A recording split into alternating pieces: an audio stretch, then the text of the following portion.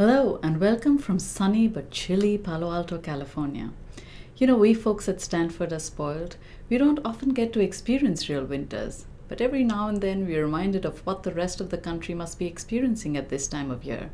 Most North Americans probably logically think, if it's January, then it must be cold, very cold.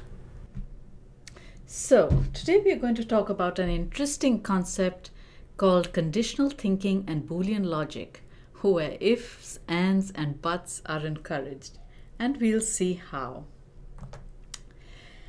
Simply put, this is the if this then that type of reasoning and logic, and we humans do it all the time. Let's look at a few examples. So here's some guy walking down the road and he comes up against a wall. What will he do? The logical thing to do is to walk around.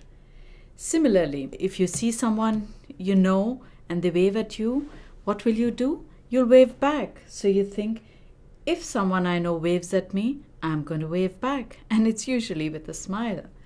And what do you do if a beverage is too hot? You think, if it's too hot, then I'm going to wait a while before I sip it, right?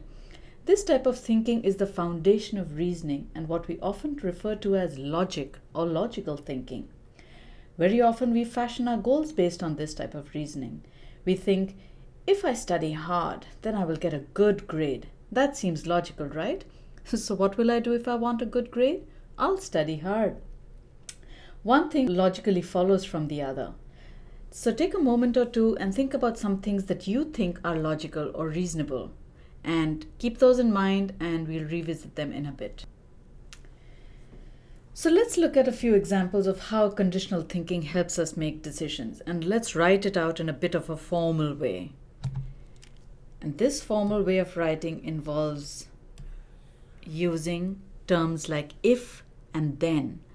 If I step out and it feels cold, then I will come back and get a jacket.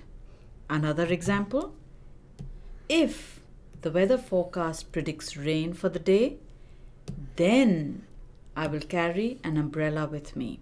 So we're making decisions based on whether these conditions and these statements are true or not. And sometimes humans perform conditional checks which don't involve just a single action, but sometimes a bunch of actions. Let's see how that works. If the kids want pizza for dinner, then I'm going to do two things. I will skip cooking dinner and I will order pizza.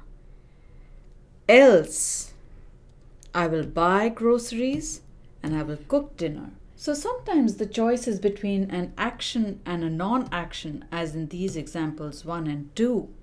But in this example, we actually have alternate courses of action, and those alternate courses of action are defined by the else statement. So if the first statement is not true, then I will do other things. In this case, it's just simply that if this is satisfied, then I will do this. You see the distinction between these two? So now give it some thought and write a couple of sentences that you feel that may fall in an if-then kind of logical way or an if-then-else kind of logical thinking way. In the next session, we'll see how we can impart this kind of logical thinking in the algorithms and programs that we design for computers.